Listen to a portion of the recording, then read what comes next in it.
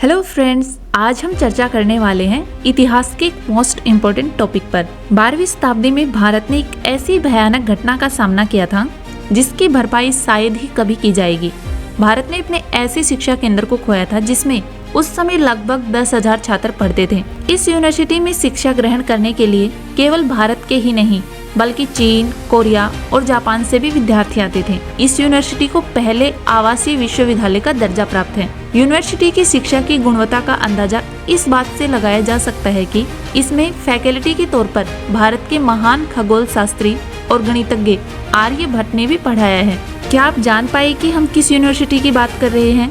तो हम बात कर रहे हैं नालंदा विश्वविद्यालय की। भारत का गौरव, भारत का इतिहास।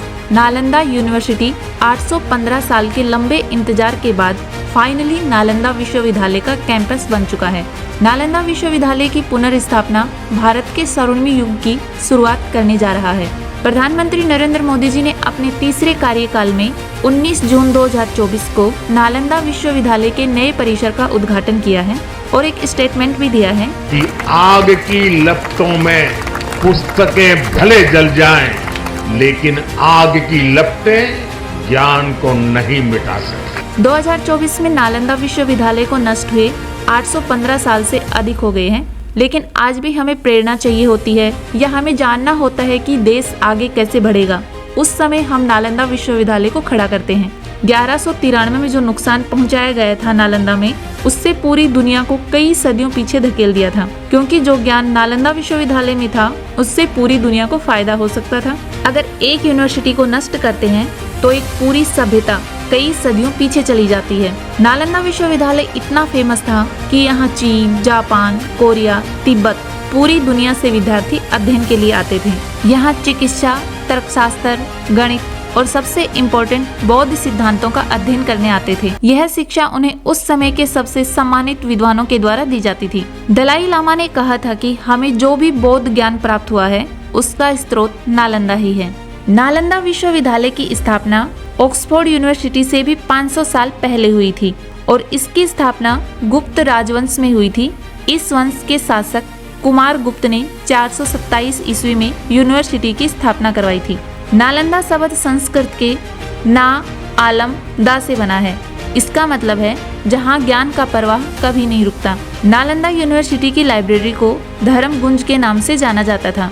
यहाँ नागार्जुन, आर्यदेव, वसुबंधु और धर्मपाल जैसे शिक्षकों ने भी शिक्षा दी है।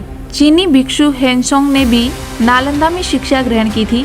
इन्होंने अपनी पुस्तकों में नालंदा विश्वविद्यालय का जिक्र भी किया है। 19वीं शताब्दी में इसके अवशेषों को ब्रिटिश आर्कियोलॉजिस्ट के द्वारा खोजा गया था। 2016 में यूनेस्को ने नालंदा विश्वविद्यालय के अवशेषों को विश्व विरासत स्थल का दर्जा दिया था। नालंदा विश्वविद्यालय भी वैश्विक शिक्षा का अहम केंद्र बन गया था। प्राचीन नालंदा विश्वविद्यालय को दुनिया का पहला रेजिडेंशियल यूनिवर्सिटी कहा जाता था। यहाँ मेडिसिन, तर्कशास्त्र, गणित और बौद्ध सिद्धांतों की पढ़ाई होती थी। नालंदा विश्वविद्यालय को आक्रमणकारियों ने 3 बार नष्ट किया था, लेकिन केवल 2 बार ही इसका पुनर्निर्माण करवाया गया था। पहली बार अटैक स्कंदगुप्त ने 455 ईस्वी के शासन काल के दौरान मिहिर कुल के तहत हूणों के द्वारा हुआ था, लेकिन स्कंदगुप्त के उत्तराधिकारियों के द्वारा पुस्तकालय की मरम्मत करवाई गई और इसका वापस से सुधार करवाया गया था। दूसरी बार इस यूनिवर्सिटी को नष्ट करने की कोशिश 7वीं शताब्दी की शुरुआत में गोदास ने किया था, लेकिन 606 ईस्वी में बौद्ध राजा हर्षवर्धन ने विश्वविद्यालय का सुधार किया।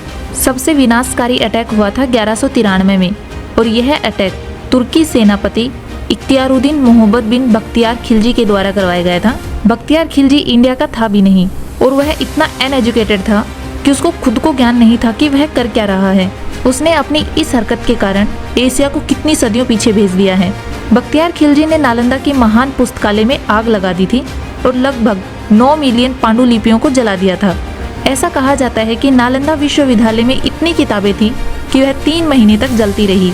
प्राचीन नालंदा विश्वविद्यालय की विरासत को पुनर्निर्माण करवाने का प्रयास पहली बार देश के राष्ट्रपति अब्दुल कलाम आजाद जी के द्वारा प्रयास किए गए थे। पहली बार 2006 में देश के राष्ट्रपति थे अब्दुल कलाम आजाद। इन्होंने कहा था कि क्यों ना हम बिहार में जो प्राचीन नालंदा विश्वविद्यालय था इसके बिल्कुल पास में एक मॉडर्न यूनिवर्सिटी बनाएं और दुनिया भर की कंट्री और उनके स्टूडेंट को इनवाइट करें। अर्थात फिर से नालंदा विश्वविद्यालय को खड़ा करने की शुरुआत करें, क्योंकि एजुकेशन की दुनिया में नालंदा विश्वविद्यालय एक ब्रांड है। कलाम जी के इस आइडिया को सपोर्ट किया और 2007 में बिहार विधानसभा से नए विश्वविद्यालय के निर्माण के लिए एक विधेयक पारित कराया गया। उस समय देश के प्रधानमंत्री मनमोहन सिंह जी थे। 21 अगस्त 2010 को राज्यसभा में और 26 अगस्त 2010 को लोकसभा में नालंदा विश्वविद्यालय विधेयक पारित हुआ था। 19 जून 2024 को नालंदा के नए कैंपस का भी इनॉग्रेशन हो गया है और प्रधानमंत्री जी ने कहा है कि इस यूनिवर्सिटी के वापस खड़े होने से इंडिया की जो सॉफ्ट पावर है, जो एक समय में दुनिया भर में प्रसिद्ध थी, उसे पुनः प्रस्तुत किया जाएगा।